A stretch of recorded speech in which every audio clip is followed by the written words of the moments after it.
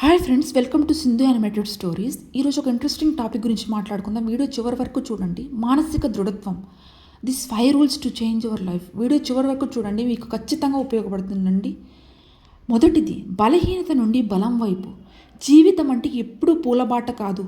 అప్పుడప్పుడు మన ఊహించని తుఫానులు మనల్ని చుట్టుముడతాయి.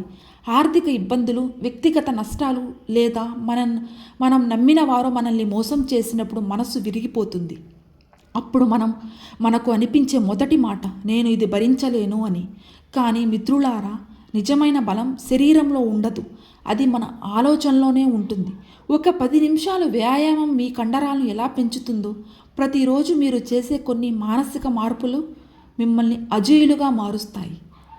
మానసిక బలం అంటే ఏడుపు రాకపోవడం కాదు. ఏడుపు వచ్చినా సరే కన్నీళ్లు తుడుచుకొని ముందుకు నడవగలగడం. రెండవది, నియంత్రణ మరియు స్వీయ బాధ్యత. చాలామంది తమ బాధలకు ఇతరులే కారణమని నమ్ముతుంటారు. కానీ వాళ్ళు అలా అనబట్టే నేను బాధపడుతున్నాను, లేదా నాకు అదృష్టం లేదు కాబట్టే నేను ఓడిపోయాను అని సాకులు వెతుకుతారు. కానీ మానసిక దృఢత్వం కలవారు తమ జీవితానికి తామే బాధ్యత తీసుకుంటారు. బయట ఏం జరుగుతున్నది అనేది మన చేతుల్లో లేదు, కానీ ఆ జరిగిన దానికి మనం ఎలా స్పందిస్తాం అనేది పూర్తిగా మన చేతుల్లోనే ఉంటుంది. వర్షం పడటం మనం ఆపలేం, కానీ గొడుగు పట్టుకోవాలో లేదో మనమే నిర్ణయించుకోవచ్చు. ఎదుటి వారి విమర్శలను మీ తలకెక్కించుకోకండి. ప్రపంచం మిమ్మల్ని ఎలా చూస్తుందో పక్కన పెడితే మిమ్మల్ని మీరు ఎలా చూసుకుంటున్నారు అనేది ముఖ్యం. మూడవది, గతంతో పోరాటం మరియు ప్రస్తుతంలో జీవించడం. మానసిక శక్తిని హరించే అతిపెద్ద శత్రువు గతం. గడిచిపోయిన తప్పులను తలుచుకుంటూ అప్పుడు అలా చేసి ఉంటే బాగుండేది అని కుంగిపోవడం వల్ల ప్రస్తుత కాలం కూడా వృధా అవుతుంది. గత కాలం ఒక పాఠశాల లాంటిది, అక్కడే నివసించడానికి అది ఇల్లు కాదు. అలాగే భవిష్యత్తు గురించి అతిగా ఆందోళన చెందడం వల్ల ఈ క్షణంలోని సంతోషాన్ని కోల్పోతాం. మానసిక బలం ఉన్నవారు ఇక్కడ ఇప్పుడు జీవిస్తారు. మీ శక్తిని రేపు ఏం జరుగుతుందో అన్న భయం మీద కాకుండా ఈరోజు మీరు ఏం చేయగలరో దాని మీద ఖర్చు చేయండి. ప్రతి చిన్న విజయాన్ని సెలబ్రేట్ చేసుకోండి. నాలుగవది, ఓటమిని ఎదుర్కోవడం మరియు సహనం.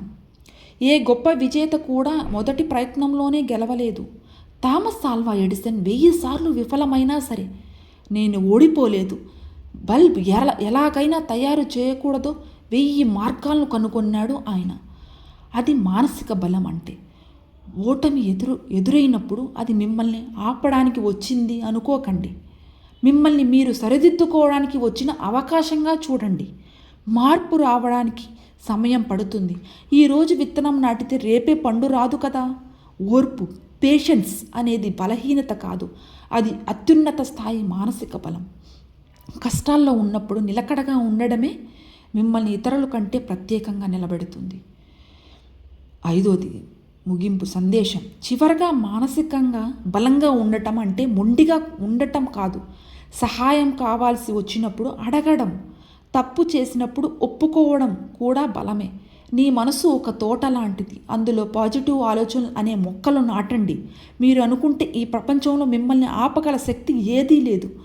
మిమ్మల్ని మీరు నమ్మండి, మీ ప్రయాణాన్ని కొనసాగించండి, విజయం మీ బానిస అవుతుంది. సో ఫ్రెండ్స్, ఈ వీడియో మీకు నచ్చింది అనుకుంటున్నా. Please subscribe. Thank you so much.